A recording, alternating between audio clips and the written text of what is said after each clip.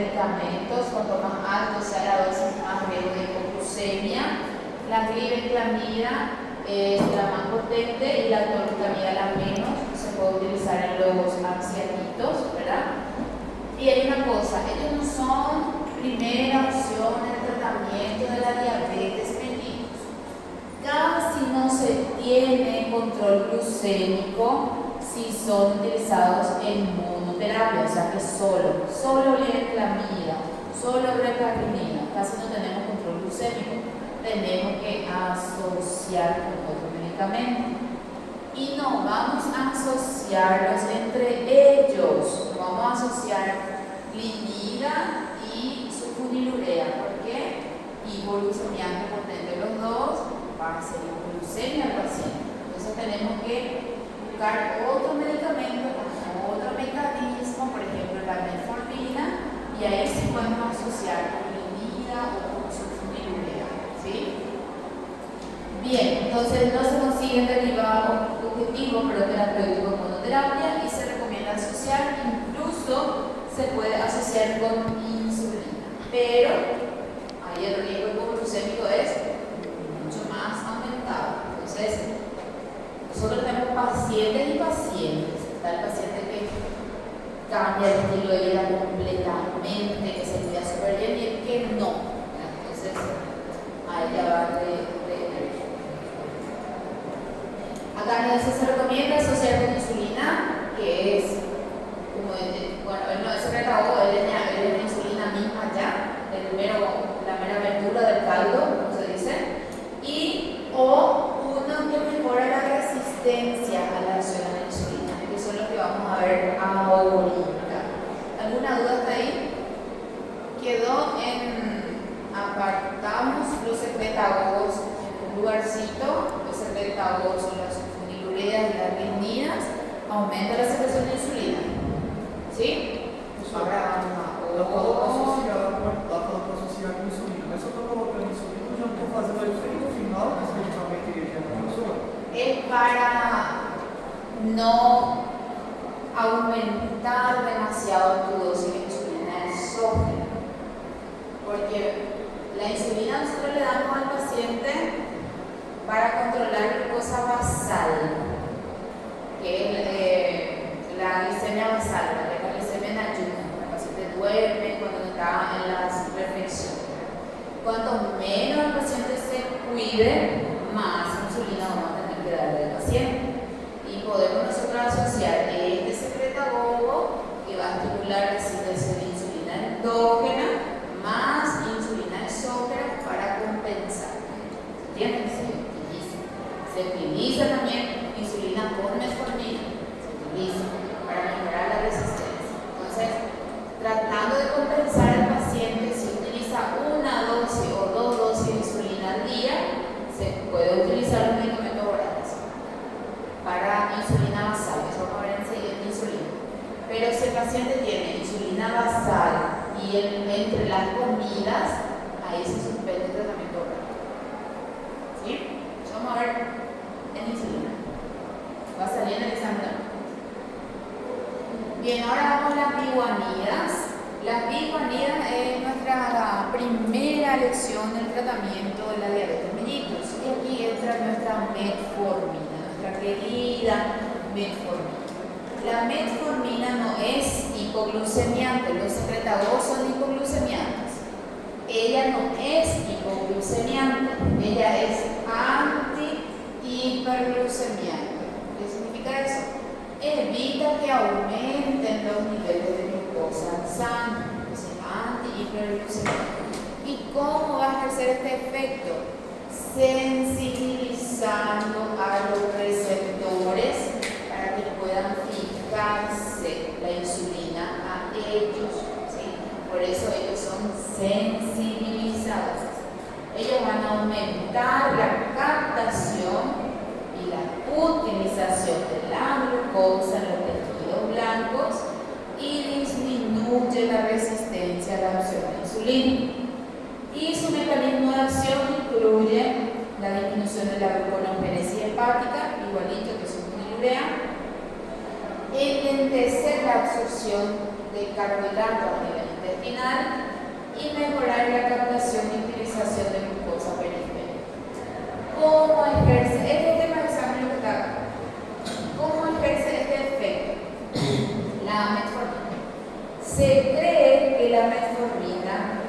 vaya a la célula y actúa sobre la mitocondria celular. En la mitocondria nosotros tenemos la producción de energía. ¿Qué hace la metformina? Disminuye el trabajo de la mitocondria. Entonces la célula tiene menos energía. Y esto hace que se genere una respuesta de buscar sustrato para producir energía, porque no tengo energía. Y la mitocondria nada más es la que está limpia. Entonces, ¿qué hace? Mejora la sensibilidad de los receptores para que la insulina pueda unirse a ellos y, claro, transportar, expresar GLUT en la membrana y captar glucosa a nivel periférico o el órgano blanco. Eso se prevé su mecanismo. En fin, que yo le voy a contar del examen, que la metformina aumenta la captación y la utilización de la glucosa y disminuye la resistencia a la acción de la insulina. ¿Bien? ¿Verdadero o falso? Sí. Justifique por qué es verdadero. No. Justifique por qué no es falso. Aparte de eso, la insulina mejora todo lo que es perfil lipídico, todo lo que es estado fibrinolítico del paciente, disminuye la agregación plaquetaria, disminuye la presión arterial, el paciente pierde peso, al perder peso disminuye la resistencia a la acción de insulina, o sea, esta afecta la metformina, ¿sí? Tanto que es primera elección y hasta ahora la utilizamos. Dentro del protocolo de tratamiento para diabetes está como primera opción también análogos de GLP-1, que son las semaglutide, por ejemplo. El problema es por su efecto colateral principal, que las semaglutide y los análogos de GLP-1 son muy costosos. El paciente no puede pagar ni siquiera la consulta y te va a pagar un análogo de GLP-1, no va a poder. Entonces sigue siendo primera elección metformina, ¿sí? No produce hipoglucemia, sino que disminuye la hiperglucemia, tanto la basal como la postprandial. ¿Entendieron esa parte? Professor, em relação a metformina e análogos de GLP-1, qual que é a proporção que a senhora considera que em relação à metabolização? ¿En qué sentido? No sentido de qual que a senhora ¿Cuál es mejor? Sim. Y tu análogo de GLP-1 es secretagogo. Entonces, el análogo de GLP-1 estimula la síntesis de insulina. Y si tu paciente es diabético tipo 2 y llegó a una evolución de la enfermedad en que no sintetiza insulina, no te sirve más el análogo de GLP-1. Entonces, temprano hay que agregar el tratamiento. Sin embargo, metformina no es secretagogo. Él va a disminuir la resistencia. Y análogo de GLP-1, el paciente pierde peso, mucho peso. Con metformina no pierde mucho peso. Es bien humilde la pérdida de peso, pero ayuda. Con análogo de GLP-1 se pierde mucho peso. Y eso disminuye la resistencia. Por isso, aún se aplica metformina tipo 1 junto com insulina para aumentar. En tipo 1 se utiliza análogo de GLP-1 solo para perder peso, no es para Eu digo em diabetes tipo 1, se utiliza metformina para aumentar. tipo 2. Tipo 1 no tiene insulina, es aplicar la insulina. Sí, pero para la disminución de la resistencia de los insulinos. Ahí se puede utilizar análogos de GLP-1. ¿Sí? Bien. ¿Qué es el tema del examen? Perdón, ustedes ya me levantó la mano antes de Rafael. Se el paciente tiene estado ¿puede administrar metformina también? Metformina se contraindica en renal. Renal, sí. Enfermedad renal crónica es contraindicado utilizar metformina. La metformina se puede hasta dar en hepático porque él no tiene metabolización. Él se elimina de forma activa. Entonces, a nivel hepático de repente no va a tener un efecto tóxico, pero renal sí. Bien. Entonces, esto aquí, temita de examen, él no produce hipoglucemia, él no es secretagogo, él solo va a mejorar el efecto de la insulina. ¿Por qué? Porque disminuye la resistencia. Entonces, la insulina puede fijarse a su receptor y ejercer varios efectos. Entonces, ahí. El uso terapéutico, tratamiento de elección para la diabetes, absorción vía oral, no se une a purina plasmática, no se metaboliza y tiene eliminación renal activa. Entonces, por eso es que en renal sí se tiene mucho cuidado. El efecto adverso principal de la metformina son las gastrointestinales, náusea, vómito no tanto, pero sí diarrea, ¿verdad? Suele tener mucho. Esta es la principal queja del paciente, la diarrea. Anorexia puede haber también, o acidosis láctica también no se ha visto mucho, pero puede haber por disminución de la gluconeogénesis hepática. Contraindicación, acidosis láctica, insuficiencia renal, hay que tener cuidado, insuficiencia cardíaca, hay que tener cuidado, enfermedad hepática, principalmente si está en, como le llamamos nosotros, en estadios finales, y alcoholismo o cetoacidosis. Indicación, diabetes mellitus, y consideraciones, lo que ya les mencioné, disminuye ligeramente el peso. Pacientes no pierden mucho peso con metformina. Hay personas que usan metformina para perder peso, pero es modesto. Disminuye PA y menor grado de hipoglucemia. ¿Sí? ¿Hasta ahí quedó alguna duda? No.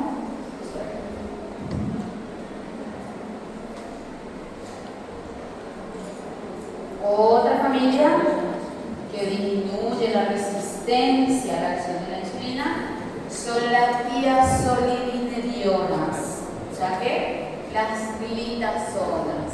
¿Cuáles son estos medicamentos? Pioglitazona es la más común, rosiglitazona, glitazona. Dos tienen que saber. A mí me gusta más pio y rosi, parece que más así lindo. Rosiglitazona. Ellos también son antihiperglucemiantes, no son hipoglucemiantes, y su mecanismo también es sensibilizar o aumentar el efecto de la insulina sin aumentar la secreción de insulina. O sea que no son secretagogos, son sensibilizadores. Y su efecto es un poco diferente a la metformina en cuanto a mecanismo, porque la metformina se cree que actúa a nivel mitocondrial. La glitazona actúa a nivel nuclear.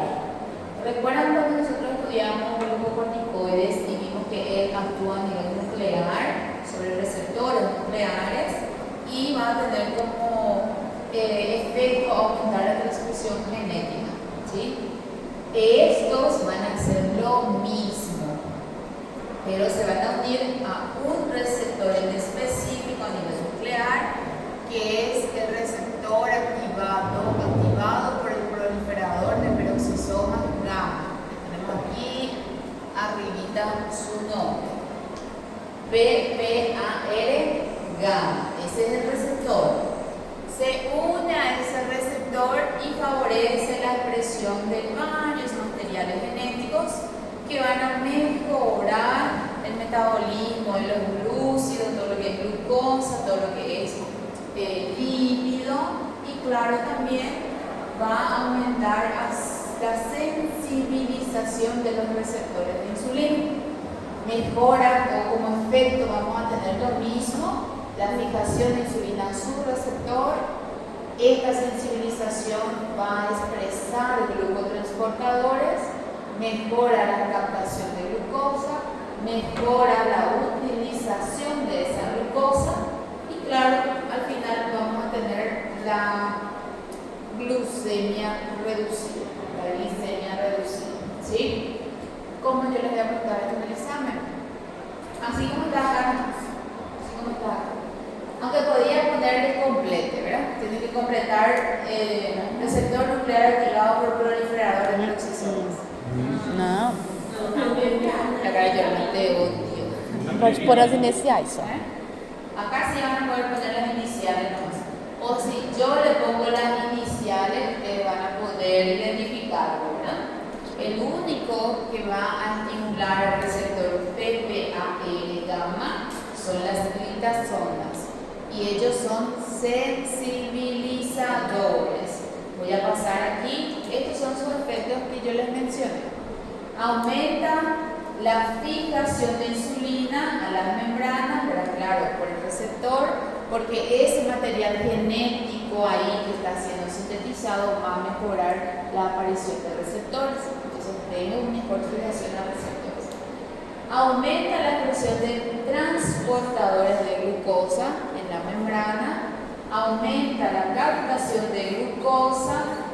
Acá abajito mejora la utilización, disminuye la glucemia, hemoglobina glicada, la hiperinsulinemia, no induce hipoglucemia y aparte de todo eso, disminuye la gluconeogénesis hepática y disminuye la formación de FMT, factor necrosis tumoral, en el adipocito. La principal causa de resistencia a la insulina es por causa de este factor necrosis tumoral. Esta FMT, cuanto más tejido adiposo tenemos, más va a ser liberado.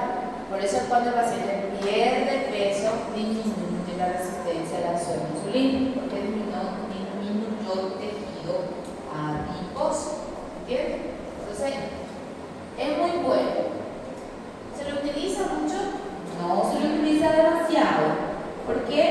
Porque tiene algunos efectos adversos importantes. Estos sí son segunda o tercera línea en el tratamiento de la diabetes mellitus. Si se usa, se suele asociar a otros medicamentos. Son metabolizados en el hígado y son excretados por el riñón, entonces hay que tener cuidado. Ellos pueden ser hepatotóxicos, nefrotóxicos. Se ha visto que pueden inducir la formación de cáncer de vejiga y es por eso que se lo ha desplazado mucho en cuanto a su uso. Hay un riesgo. El paciente aumenta el peso, retiene líquido y da muchos problemas gastrointestinales. Bien, ¿hasta ahí quedó alguna duda de las pioglitazonas?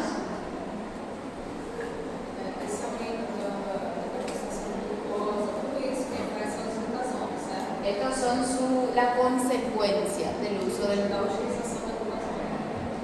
¿Cómo?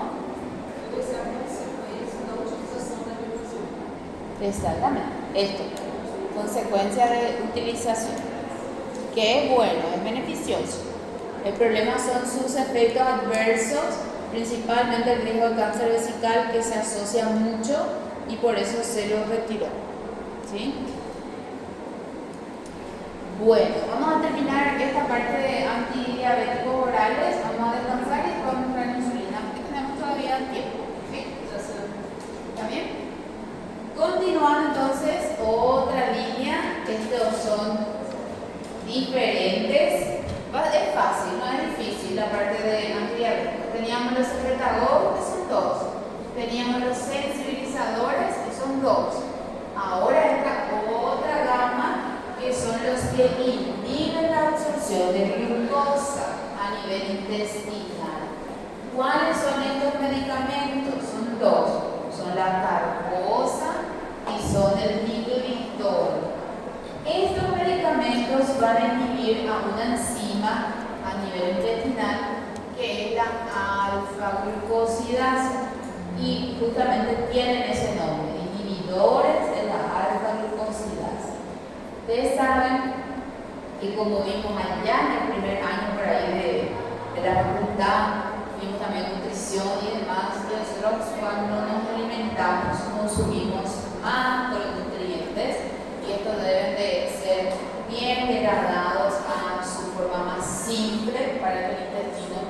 absorber.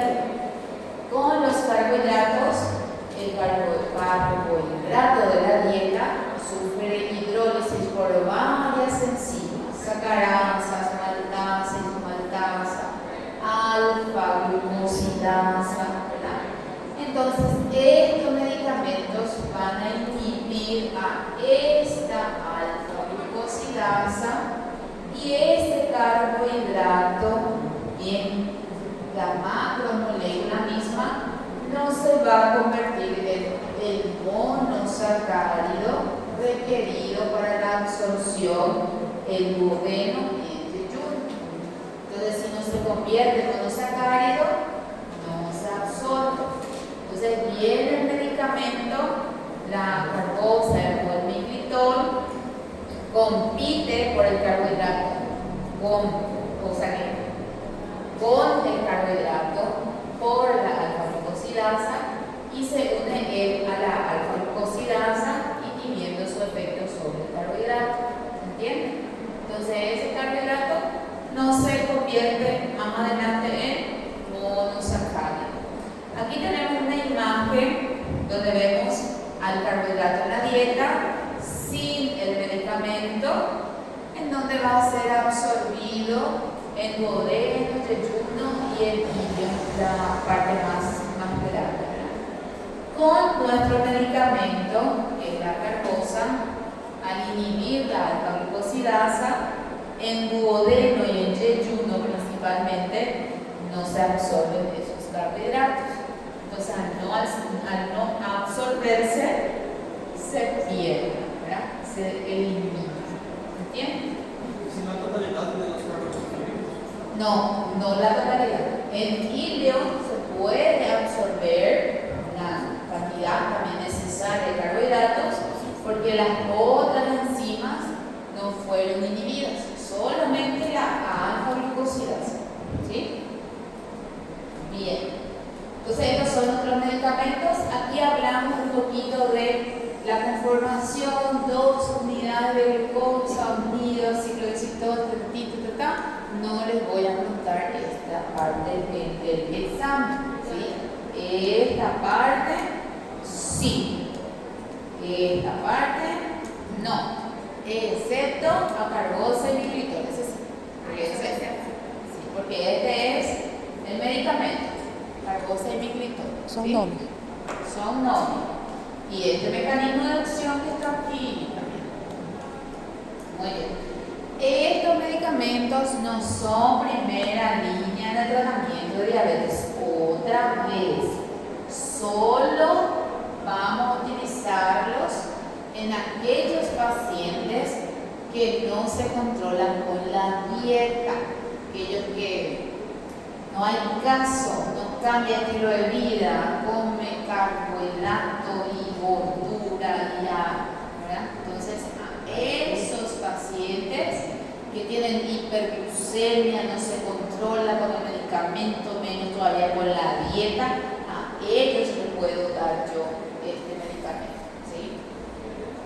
Estos medicamentos, tema de salud, solito no van a hacer hipoglucemia. Si lo usamos solos, no hacen hipoglucemia.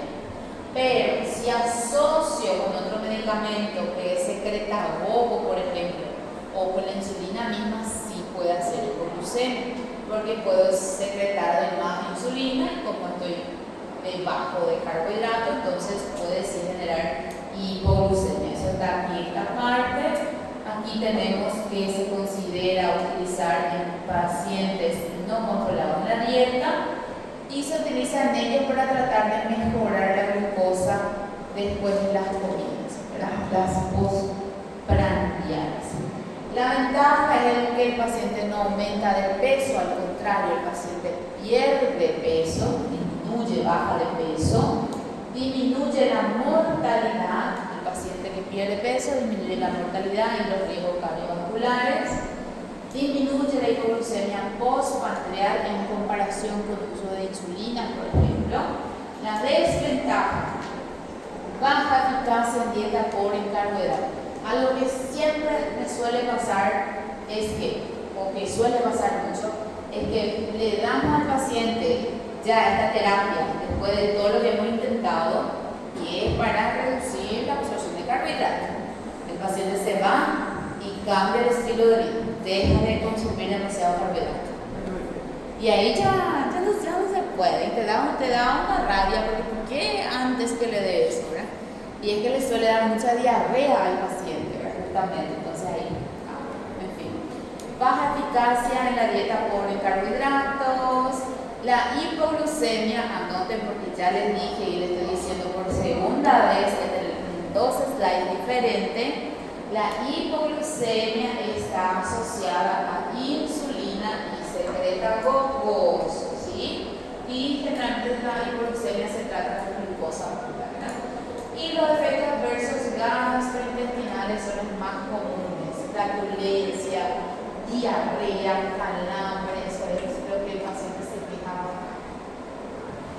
Contraindicación, todo lo que es patología gastrointestinal, ¿verdad? Todo lo que es enfermedad inflamatoria, úlcera colónica, enfermedad de Crohn, obstrucción intestinal, todo eso es contraindicación para utilizar acarbosa y miglitol, ¿sí? Muy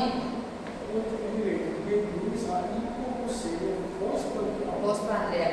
En comparación nada más en utilización de otros medicamentos que solemos utilizar cuando hay hiperglucemia postprandial, como la insulina, por ejemplo, solemos dar nosotros hipoglucemia en el paciente, cosa que con él no va a suceder, con el uso de medicamentos. Sí.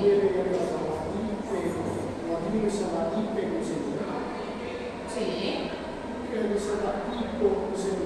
Disminuyen, reducen la hipoglucemia postprandial, el riesgo, ahí va con el riesgo de hipoglucemia postprandial, porque para tratar la hiperglucemia postprandial nosotros solemos agregar ya insulina, y con la insulina tenemos hipoglucemia constantemente. ¿Por qué hipoglucemia? Porque el paciente no es que tiene ¿cómo le llamamos nosotros? Una línea de lo que come todo el día. Por ejemplo, un día come, y eso vamos a hablar después de insulina, un día come una cantidad de comida y tiene la misma dosis de insulina, al día siguiente come menos comida y tiene la misma dosis y hace hipoglucemia el paciente. Entonces, con esto nosotros no tenemos riesgo de esa hipoglucemia después de las comidas, ¿entienden? A eso más se refiere cuando se reduce ese riesgo. El riesgo, cuando colocar, ¿sí? Muy bien. ¿Alguna duda hasta ahí?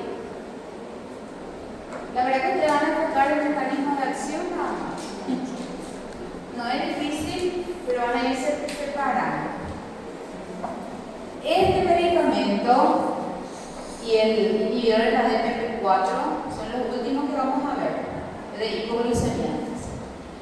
Es muy diferente el mimético que vamos a utilizar en diabetes y el que vamos a utilizar en obesidad. Nosotros vamos a hablar del que vamos a utilizar en diabetes. Los miméticos de GLP-1 son los famosos análogos de GLP-1 que nosotros lo conocemos, la semaglutide, ¿verdad? Que es la que utilizamos principalmente en diabetes. Los análogos o los incretinomiméticos que vimos allá adelante